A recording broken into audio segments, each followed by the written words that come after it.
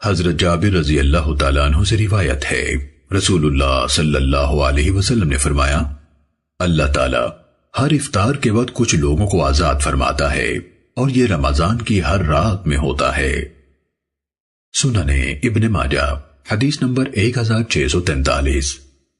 حضرت انس بن مالک رضی اللہ تعالیٰ عنہ سے روایت ہے، انہوں نے کہا، رمضان کا مہینہ شروع ہوا تو رسول اللہ صلی اللہ علیہ وسلم نے فرمایا، تمہارے پاس یہ مہینہ آ گیا ہے، اس میں ایک رات ہے جو 1000 مہینے سے افضل ہے۔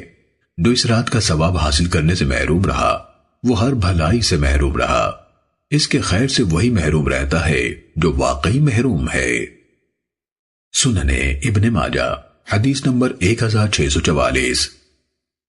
حضرت صلہ بن زفر رحمہ اللہ سے روایت ہے، انہوں نے کہا، ہم لوگ حضرت عمار رضی اللہ تعالیٰ عنہ کی خدمت میں حاضر تھے اور دن وہ تھا جس میں شک کیا جاتا ہے۔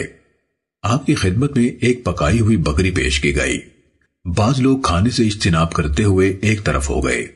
حضرت عمار رضی اللہ تعالیٰ عنہ نے فرمایا، جس نے اس دن روزہ رکھا اس نے ابو القاسم صلی اللہ علیہ وسلم کی نافرمانی کی۔ سنن ابن ماجہ حدیث نمبر 1645۔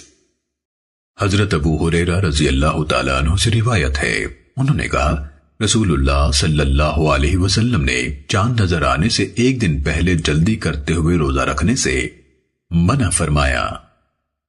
سنن ابن ماجہ حدیث نمبر 1646۔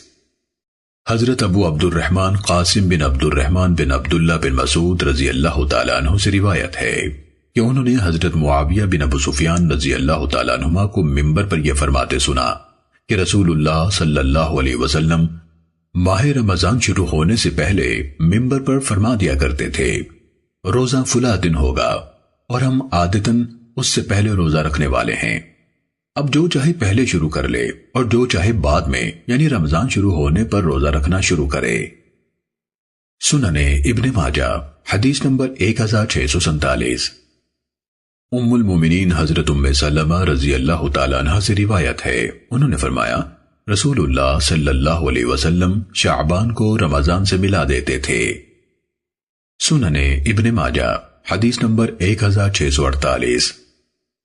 حضرت ربیعہ بن غاز رحمہ اللہ سے روایت ہے کہ انہوں نے ام المومنین حضرت عائشہ رضی اللہ تعالیٰ عنہ سے رسول اللہ صلی اللہ علیہ وسلم کے روزوں کے بارے میں سوال کیا تو ام المومنین رضی اللہ تعالیٰ عنہ نے فرمایا، آپ صلی اللہ علیہ وسلم پورا شعبان روزے رکھتے تھے حتیٰ کہ اسے رمضان سے ملا دیتے تھے۔ سنن ابن ماجہ حدیث نمبر 1649۔